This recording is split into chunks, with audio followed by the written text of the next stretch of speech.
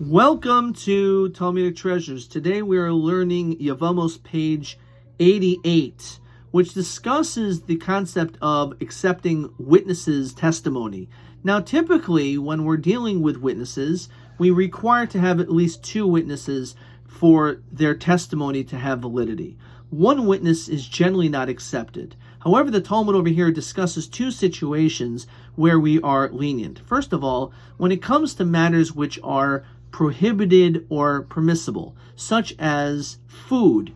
If a person says, yes, you can eat this food because it is kosher, so that has to do with something which is permitted or not permitted. So in that situation, we say that even one witness is believed. Now, this reason is not found anywhere in the Torah. However, the commentators on this page explain it's because of basic logic.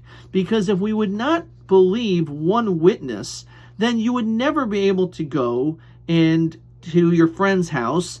Let's say your friend invites you to dinner to his house. So how could you eat his food?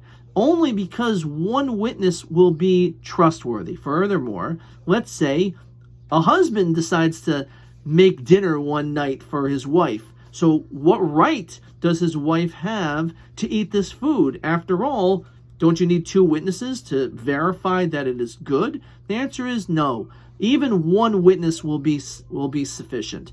Otherwise, can you imagine how difficult such a life would be? And therefore, for this reason, based on the logic, it must be that one witness is enough. However, when it comes to matters of punishment, when it comes to possibly making a person have to pay, or getting, again, certain crimes that were committed to say that, yes, this person is guilty, you need to have two witnesses. Now, one can imagine when it comes to the laws of marriage, there's a very serious situation. And on this chapter, it discusses what happens if a man goes to another country and all of a sudden you have one witness that comes back and says, I have very bad news to tell you. Your husband has died.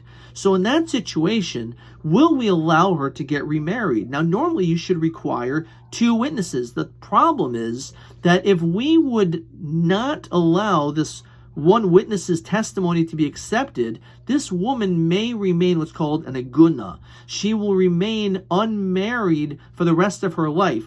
Because if, let's in fact, her husband died, which means he's never coming back, there's no divorce document that can be given. The man has to physically give it somehow to the woman.